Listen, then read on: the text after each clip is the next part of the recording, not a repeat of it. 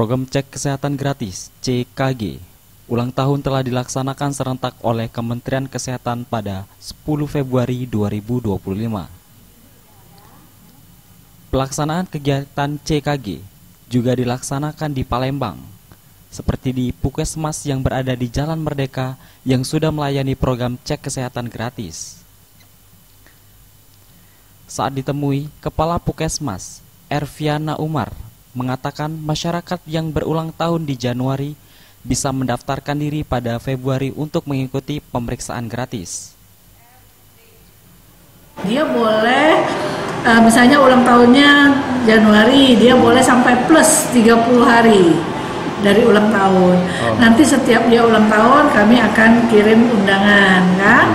Nah, kalau itu boleh sampai 30 hari ke belakang. Karena ini programnya baru di launching tanggal 10 Februari, yang ulang tahun di Januari pun sekarang boleh.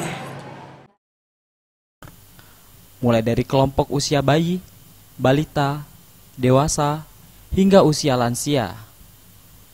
Pendaftaran cek kesehatan gratis melalui aplikasi Satu Sehat atau melalui undangan WhatsApp.